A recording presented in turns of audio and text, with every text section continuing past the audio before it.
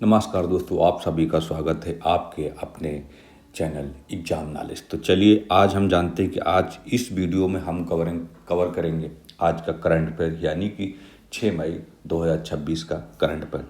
तो सबसे महत्वपूर्ण जो करंट अफेयर है जो आपके आने वाले एग्जाम हैं, जैसे कि UP SSC, UP PCS, SSC, railway, state, जो भी स्टेट एग्ज़ाम हैं यूपी पुलिस के, तो उसके लिए बेहद ज़रूरी है हमारे लिए क्या है, करंट अफेयर। ठीक है, तो चलिए वीडियो को शुरू से लेकर अंत तक देखते हैं और हमारे साथ जुड़े रहिए।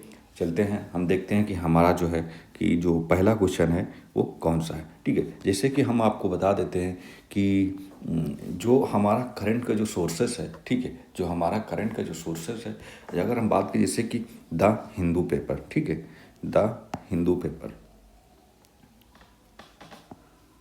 ठीक है, जैसे कि जो डेली बेसिस जो हम करंट अफेयर कवर करते हैं, ठीक है, तो अगर हम सोर्सेज की बात करें तो जैसे कि सोर्सेज है जैसे कि द हिंदू पेपर, ठीक है, और दूसरा जो है एक हिंदी का पेपर आता है दैनिक जागरण, दूसरा है द टाइम्स ऑफ इंडिया। ठीक है, इन 3 न्यूज़ पेपर से करंट का जो सोर्सेस है वो इकट्ठा किया जाता है। ठीक है, जो आपके एग्ज़ाम के लिए बेहद महत्वपूर्ण और वेरी इंपॉर्टेंट जो होते हैं उन्हीं को ऐड करके आपको करंट के क्लास के माध्यम से आपको बताया जाता है। ठीक है, तो चलिए शुरुआत करते हैं, देखते हैं कि हमारा जो पहला क्वेश्चन है वो कौन सा है। ठीक है, तो देखते हैं कि मई 2026 में केंद्र सरकार ने सुप्रीम कोर्ट में न्यायाधीशों की संख्या बढ़ाकर कितनी करने की जो है वो मंजूरी दी है। ठीक है, यानी कि मई 2026 में केंद्र सरकार ने क्या किया है, जो सुप्रीम कोर्ट में जो न्यायाधीशों की संख्या है उनकी संख्या को बढ़ाकर जो है वो बढ़ाने की जो है वो मंजूरी दे दी। ठीक है, तो अगर हम देखते हैं कि इसमें जैसे कि 4 ऑप्शन दे रखे हैं, 34, 35, 37, 40, ये 4 ऑप्शन है। तो देखते हैं इसका जो सही आंसर होगा वो कितना होगा। ठीक है, जो ऑप्शन नंबर सी है, ठीक है, यानी कि ऑप्शन नंबर जो सी है यानी कि 37, यानी केंद्र सरकार ने सुप्रीम कोर्ट में न्यायाधीशों की जो संख्या बढ़ा दी वो 37 बढ़ाने की जो है वो मंजूरी दे दी। ठीक है, तो जैसे कि केंद्रीय कैबिनेट ने क्या किया कि सुप्रीम कोर्ट न्यायाधीशों की जो संख्या है वो अधिनियम के तहत क्या है कि न्यायाधीशों की जो संख्या, सुप्रीम संख्या को 33 से बढ़ाकर कितना कर दिया है, 37 कर दिया है। यानी कि कितना कितना बढ़ाया है कि 4 जो हैं वो न्यायाधीशों की संख्या और बढ़ा दी। तो पहले कितना था, पहले 33 था, अब जो प्रेजेंट में है वो 37। तो ठीक है, लेकिन इसमें क्या है कि मुख्य न्यायाधीशों को छोड़कर, ठीक है, क्या है, मुख्य न्यायाधीशों को जो उनको छोड़कर, ठीक है, करने की, यानी कि वो जो मुख्य न्यायाधीश उनको छोड़कर बाकी जो है वो 33 से 37 की संख्या बढ़ा दी गई। ठीक है, यह कदम जो है, यह कदम लंबित मामलों को कम करने और न्याय वितरण प्रणाली को तेजी करने के लिए उठाया गया है। ठीक, यानी कि यह कदम इसलिए उठाया गया कि जो मामले लंबित होते हैं, जिनकी सुनवाई नहीं हो पाती, ठीक है, तो इसलिए क्या किया कि यह कदम लंबित मामलों को कम करने और न्याय वितरण प्रणाली को और अधिक तेजी से करने के लिए ये कदम केंद्र सरकार ने उठाया है। ठीक है, अब हम बढ़ते हैं, हमारा जो अगला क्वेश्चन है, देखते हैं हमारा जो अगला क्वेश्चन है कि किस देश की नौसेना के साथ, ठीक है, किस देश के नौसेना के साथ भारतीय नौसेना ने द्विपक्षीय अभ्यास यानी कि जायद तलवार का समापन किया है। ठीक है, यानी कि इसमें पूछ रहा है कि किस देश के साथ नौसेना के साथ भारतीय नौसेना जो थी, ठीक, उसने क्या किया कि द्विपक्षीय जायद जो तलवार है, ठीक, उसका समापन किया है। तो अगर हम देखते हैं इसमें, अगर हम ऑप्शन की बात करते हैं तो देखते हैं जैसे कि सऊदी अरब, ओमान, संयुक्त अरब अमीरात या कतर। ठीक है, तो टोटल अगर हम देखें इसमें ऑप्शन, तो ऑप्शन जो हैं 4 हैं। ठीक है, लेकिन अगर हम सही आंसर की बात करें जो ऑप्शन नंबर सी है, ठीक है, यानी कि जो ऑप्शन नंबर सी है संयुक्त अरब अमीरात, ठीक, यानी कि यूएई जो है वो भारतीय नौसेना ने द्विपक्षीय अभ्यास जो जायद तलवार का जो समापन किया है वो संयुक्त अरब अमीरात के साथ भारतीय नौसेना का जो द्विपक्षीय अभ्यास था वो चल रहा था, जिसका समापन हो गया। ठीक है, तो भारत और यूएई के बीच समुद्री सहयोग और सुरक्षा बढ़ाने के लिए जायद तलवार अभ्यास का जो है वो आयोजन किया गया था। ठीक है, इसका जो उद्देश्य था समुद्री डकैती रोकने, ठीक, और तेल आपूर्ति मार्गों की सुरक्षा को सुनिश्चित करने के लिए किया गया था। ठीक, यानी कि क्या किया गया था, इसकी जो सुरक्षा बढ़ाने के लिए जो जायद तलवार अभ्यास का जो आयोजन हो रहा था यूएई और भारतीय सेना के बीच, ठीक, तो इसका जो मेन मकसद था, इसका मेन मकसद ये था कि जो समुद्री डकैती होती थी उनको रोकने के लिए और जो तेल आपूर्ति जो मार्गों की जो सुरक्षा थी उसको क्या एक सुनिश्चित करने के लिए ये अभ्यास जो है वो किया जा रहा था। ठीक है, अब हम देखते हैं कि हमारा अगला क्वेश्चन कौन सा, कि हाल ही में भारतीय वायुसेना ने किस लंबी दूरी की वायु रक्षा मिसाइल, ठीक है, वायु रक्षा मिसाइल LRSM का सफल जो है वो परीक्षण किया है, ठीक है। यानी कि अभी हाल ही में भारतीय वायुसेना ने किस लंबी दूरी की वायु सुरक्षा मिसाइल को यानी कि LRSAM की एक सफल परीक्षण किया है। तो वो कौन सी मिसाइल है, ठीक है। अब हम देखते हैं इसमें जो ऑप्शन है 4 हैं, जैसे अस्त्र, कुशा, प्रलय, आग्र, पी, ठीक है। तो अगर हम देखते हैं इसका जो सही आंसर होगा वो होगा ऑप्शन नंबर बी, यानी कि कुशा प्रोजेक्ट जो था, ठीक है, कौन सा, कुशा प्रोजेक्ट, ठीक। ये जो ऑप्शन नंबर बी है ये सही होगा, यानी कि जो लंबी दूरी रक्षा मिसाइल है उसका जो सफल परीक्षण किया है वो है कुशा प्रोजेक्ट, ठीक। कौन सी, कुशा प्रोजेक्ट, ठीक है। तो कुशा प्रोजेक्ट के तहत विकसित या स्वदेशी वायु रक्षा प्रणाली है जो 350 किलोमीटर की दूरी पर दुश्मन के विमानों को, ड्रोन्स और मिसाइलों को नष्ट करने में क्या सक्षम, इसे भारत का S-400 भी कहा जाता है, ठीक है। यानी कि क्या है कि यह जो कुशा प्रोजेक्ट जो मिसाइल है, ठीक है, यह 350 किलोमीटर दूरी तक जो दुश्मन के जो विमान हैं, ड्रोन्स हैं, मिसाइलों को नष्ट करने में क्या है, ये सक्षम है। तो इसे क्या है, इसे भारत का S-400 भी कहा जाता है, ठीक है। अब हम बढ़ते हैं, हमारा जो अगला क्वेश्चन है कि मई 2026 में घोषित पुलित्जर पुरस्कार 2026 के विजेताओं में कौन से भारतीय पत्रकार शामिल थे, ठीक। यानी कि अभी जो मई 2026 में जो एक पुलित्जर पुरस्कार घोषित किया गया है, ठीक है। तो इसमें ये पूछा जा रहा है कि इसमें से कौन से भारतीय पत्रकार जो थे वो शामिल थे, ठीक। अगर हम देखते हैं रवीश कुमार, आबिदी और टीम साइबर अपराध खुलासे, आरिफा खानम, शेरवानी या बरखा दत्त, ठीक। तो इसमें जो टोटल 4 ऑप्शन है, तो अगर हम इसका सही आंसर बात करें, ठीक है, अगर हम सही आंसर की बात तो जो ऑप्शन नंबर बी है, ठीक, यानी कि जो ऑप्शन नंबर बी है, यानी आबिदी और टीम साइबर अपराध के खुलासे ने आबिदी को, ये जो भारतीय पत्रकार थे आबिदी, इनको क्या है, ये पुलित्जर जो पुरस्कार है उससे सम्मानित किया गया है। ये साइबर अपराध के खुलासे करते थे, ठीक है, ठीक है। ये तो भारतीय पत्रकारों की एक टीम ने साइबर अपराध जैसे डेटा सुरक्षा से जुड़ी खोजी पत्रकारिता के लिए 2026 के एक प्रतिष्ठित जो पुरस्कार होता है पुलित्जर पुरस्कार, उसको क्या किया, आबिदी ने जीता है, ठीक है। किसने, आबिदी ने जीता है। अब हम बढ़ते हैं, हमारा जो अगला क्वेश्चन है कि भारत का पहला पेपरलेस न्यायपालिका राज्य कौन सा बना, ठीक। ये अभी कल भी क्वेश्चन था करंट में, ठीक है। तो जो पेपरलेस न्यायपालिका बना वो कौन सा था, तो ये जो क्वेश्चन था ये हमने कल भी बताया था, ठीक है। तो भारत का जो पेपरलेस न्यायालय है वो सिक्किम राज्य जो है वो पेपरलेस जो न्यायालय है वो बना है, ठीक।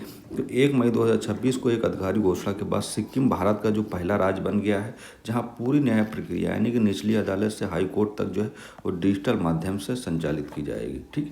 यानी कि पूरी न्यायपालिका, यानी कि सिक्किम भारत का एक पहला ऐसा राज्य बना है जो पूरी न्यायिक प्रक्रिया जो है वो डिजिटल के माध्यम, यानी कि निचली अदालत से लेकर हाई कोर्ट तक का, ठीक है, जितने भी डिजिटल माध्यम उनके द्वारा क्या है संचालित किया जाएगा, ठीक है। अब हम बढ़ते हैं, हम अगला क्वेश्चन जो है कि वर्ल्ड हाइजीन डे कब मनाया जाता है, यानी कि विश्व हाथ स्वच्छता दिवस जो है वो कब मनाया जाता है, यानी कि वर्ल्ड हैंड हाइजीन डे कब मनाया जाता है, ठीक। अब इसका मुख्य विषय क्या है, यानी कि थीम जो है वो क्या रखा गया, ठीक है, यानी इसकी जो थीम है वो क्या रखा गया।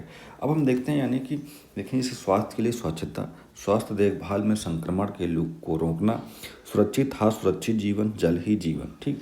तो ये जो टोटल है, ये टोटल जो है ये 4 ऑप्शन है। तो अगर हम देखें स्वास्थ्य, ठीक है, तो ऑप्शन नंबर जो बी है, ठीक, ऑप्शन नंबर जो बी है, ठीक, ऑप्शन नंबर बी है। तो इसका जो वर्ल्ड हैंड हाइजीन डे जो 2026 में मनाया जा रहा है, ठीक है, तो इसका जो मुख्य विषय ये है कि स्वास्थ्य देखभाल में संक्रमण को रोकना, ठीक, यानी कि स्वास्थ्य देखभाल में क्या है, संक्रमण को रोकना, ठीक है। तो यह दिवस हर साल 5 मई को, ठीक, यह दिवस जो हर साल 5 मई को WHO द्वारा मनाया जाता है। 2026 में अगर इसकी फोकस अस्पतालों में इलाज के दौरान होने वाले संक्रमणों को यानी कि नोज़ोकोमियल इन्फेक्शन को रोकने के लिए ये जो थीम का प्रयोग किया गया, ठीक है। तो ये जो विश्व वर्ल्ड हैंड हाइजीन डे जो है ये हर साल यानी कि 5 मई को WHO के द्वारा जो है वो मनाया जाता है, ठीक। तो इसका मेन मकसद, इसका थीम विषय यानी कि मुख्य विषय जो है इसका क्या है, तो मुख्य विषय ये है कि स्वास्थ्य देखभाल में संक्रमण को रोकना है, ठीक, ये इसका मुख्य विषय है।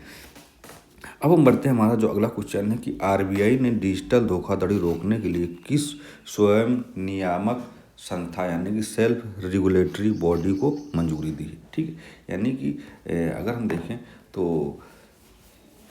क्या है कि आरबीआई ने डिजिटल धोखाधड़ी के लिए स्वयं नियामक संस्था जो है यानी सेल्फ रेगुलेटरी बॉडी को एक मंजूरी दी।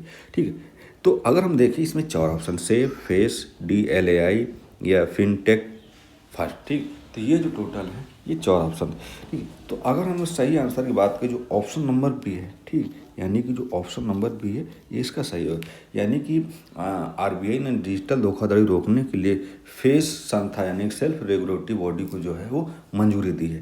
ठीक, तो डिजिटल लोन देने वाले ऐप्स को, ठीक, डिजिटल लोन देने वाले ऐप्स को फिनटेक कंपनियों की मनमानी व धोखाधड़ी रोकने के लिए आरबीआई ने फेस को एक आधिकारिक या स्वयं नियामक संस्था के रूप में क्या है मान्यता दी है। ठीक, यानी कि जो डिजिटल लोन देते हैं जो ऐप्स, ठीक, उनको फिनटेक कंपनियों की जो मनमानी है वो धोखाधड़ी को रोकने के लिए आरबीआई ने फेस को एक आधिकारिक और स्वयं नियामक संस्था के रूप में क्या है मान्यता दी है।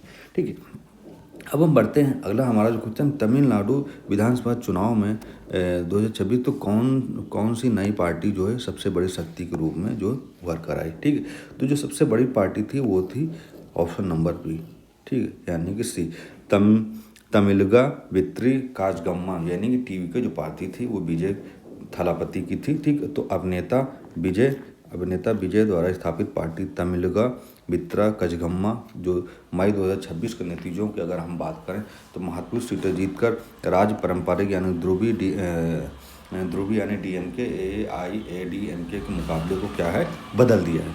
ठीक है, तो सबसे बड़ी जो पार्टी के रूप में उभर के आई वो है TVK, यानी कि विजय थलापति की जो पार्टी थी वो सबसे ज़्यादा सीटें जीतकर आई है, 107 सीटें। ठीक है, अब हम बढ़ते हैं, हमारा जो अगला क्वेश्चन है कि हाल ही में भीष्म क्विब चर्चा में रहा है, तो ये क्या है। ठीक, यानी कि अगर हम देखें तो हाल ही में भीष्म क्विब जो था वो चर्चा का विषय बना हुआ था। ठीक, तो देखते हैं ये क्या है। अगर हम ऑप्शन देखें, एक नया सुपर कंप्यूटर है, स्वदेशी टैंक है, या पोर्टेबल आपदा अस्पताल यानी क्यूब बेस्ड हॉस्पिटल है, या मंगल ग्रह के लिए रोवर है। ठीक है, तो अगर हम देखें तो इसमें जो टोटल 4 ऑप्शन है, ठीक है, देखें तो इसमें टोटल जो है वो 4 ऑप्शन है। तो अगर हम देखें भीष्म क्विब चर्चा में जो रहा है वो पोर्टेबल आपदा अस्पताल है। ठीक, क्या है, पोर्टेबल आपदा अस्पताल यानी क्विब बेस्ड हॉस्पिटल है। ठीक है, क्विब बेस्ड हॉस्पिटल है जो ये चर्चा के विषय बना हुआ। अब इसमें क्या है कि यह 72 छोटे बॉक्स क्यूब का एक मोबाइल अस्पताल होता है जिसे हेलीकॉप्टर से कहीं भी गिराया जा सकता है। यह 12 मिनट में काम करना शुरू कर देता है और इसमें वेंटिलेटर व ऑपरेशन थिएटर सुविधा भी उपलब्ध है।